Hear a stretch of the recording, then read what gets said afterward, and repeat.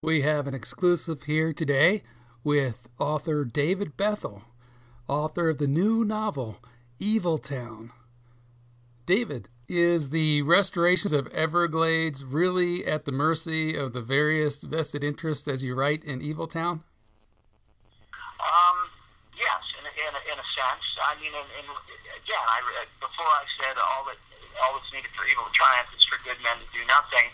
If we don't do something, the quote vested interests will do it themselves. That is the phosphorus runoff that's talked about in the book from the fertilizer and everything else used by some of the larger farmers in the area is running off into the water there and killing a lot of the wildlife and the vegetation. Something needs to be done about this. So you have to sit down with quote the vested interests and make them understand that you're not only killing stuff that's outside of your farmland, but this is going to wash back to your land, to what you're doing, and kill your opportunities as well. So yeah, there is a problem. It has to be taken care of. Well, it does sound like the conditions of the Everglades, as represented in Evil Town, is pretty dire, and that's truly the case. Are the roles of the politician's arena the only profession without clear-cut examinations and certification system to verify one's competency? And is the role of the politician as a representative of the people therefore an unqualified endeavor or a set of professions still in need of a preset hierarchy of qualification, verification, and validation to ensure those given responsibilities of, for, and by the people are held to such duty by a national standardized qualification for being a politician, as opposed to what the system may seem as now, leading to the deceit that Evil Town appears to be a representation of, as opposed to what is also happening now in real life without such a standardized qualification system for politicians. David, wouldn't you agree that now elsewise what we have is what comes out in the laundry as the near-term, unfounded, untested regimens of a popularity contest or idolization? Do you see that? Do you see that in the politics and government that you've been experienced and had your experiences in? Well, I know where you're going with this. That is, even to sell real estate, you need a license, and you have to follow certain ethical guidelines. Yeah. There's an interesting story that I think is worth telling, and then I'll expound on what you're saying. Years ago, when I was working for Senator Laxalt, it was right after Watergate, and Senator Percy from Illinois wrote up a bill, an ethics, she called it an ethics bill for Congress that all senators and congressmen would have to follow. And he offered it, and it was kind of an apple pie kind of thing. I couldn't imagine anybody would vote against it. And I wrote up a nice press release saying how the senator had voted for this and what a wonderful thing it was. And I took it in after the vote. I didn't know how he voted. And I put it on his desk, and I said, okay, this is what I'd like to go with. Would you sign off on it? So he read through it. He said, this is great. This is wonderful. And he looked up at me and said, except I voted against it. And I looked at him. He must have noticed I kind of, it was one of those votes that you just don't vote against. And he said, if I have to sign an ethics bill in order to know how to be an ethical person, then I shouldn't be sitting in this chair. And what that brings up to me is that we have, not to overstate here, we have an open system.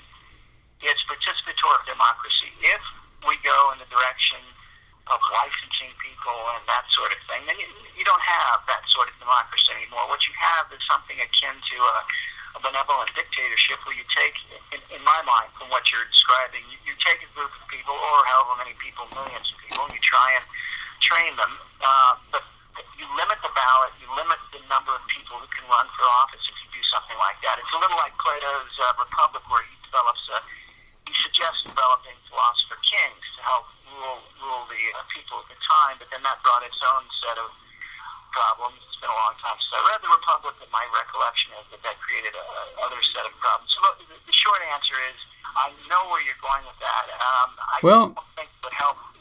We wouldn't have a participatory democracy then. It would be some other form of government.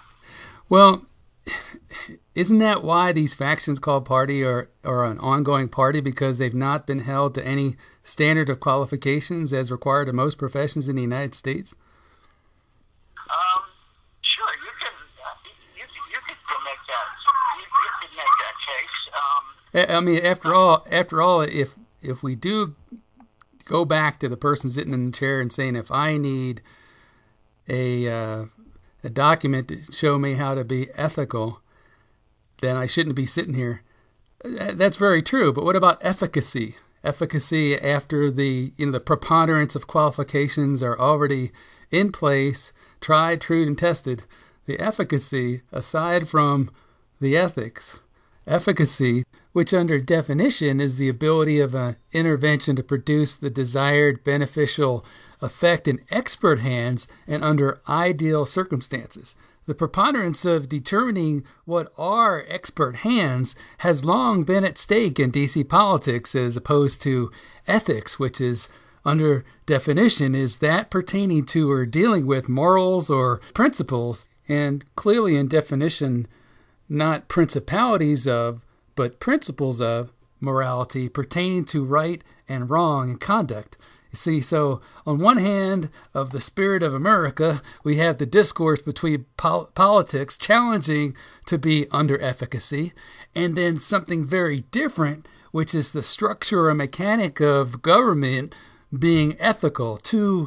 These are two very different influences upon the whole people. Efficacy, wouldn't you think so, David? Efficacy would be more, more to open democracy.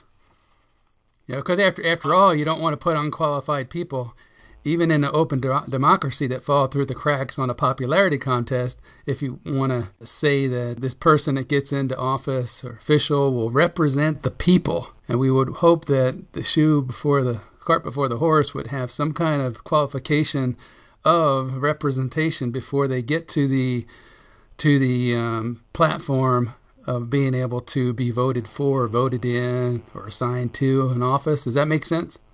I call your attention to, I don't know if you've been following the problem with the General Services Administration, where a lot of the people there held a conference that cost almost $1 million, and they were not held accountable, and the administrator of GSA ended up having to resign, and they had a hearing in Congress, and it was brought up by the Inspector General of GSA, the guy that blew the whistle on this, that there were standards in place. There was a whole list of do's and don'ts and everything else. And so one of the congressmen looked at him and said, well, what the hell happened then? And he said, they didn't follow it. They did not follow the guidelines. So then the congressman responded, so what you're saying is that they were prepared, they knew what they were supposed to do by virtue of this manual, but they just weren't ethical people. And the Inspector General said, yes, that's about what it comes down to. So my concern is you can do all of this. You can put all of these constraints in place and have a big document that explains, and they read it and they understand it. And if a person isn't ethical, he isn't ethical. So what should happen is he should be voted out of office. Now, that doesn't always happen. Some of these guys get away with it year after year after year. True. But I'm just not certain that a guideline would bring what you hope it would bring to the table.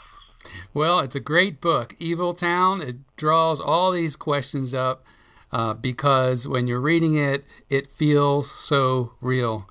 And now, David, if listeners want to read the book, how would they get to read the book? Well, if they have a Kindle, they can go to Amazon and type in the name of the book and find it. If they have a Nook, they can do the same thing at Barnes & Noble, or if they don't have either of those, they can go to Smashwords, which is a ebook site, www.smashwords.com.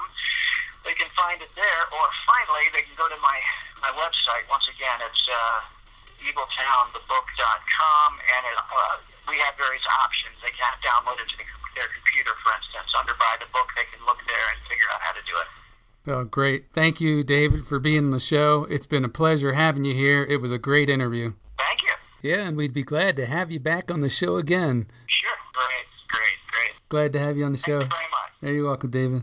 Thank you very much for inviting me. You're very welcome. And there you have it, everyone. David Bethel on the Inside View Show, the author of the new novel, Evil Town. There you have it on the Inside View Show.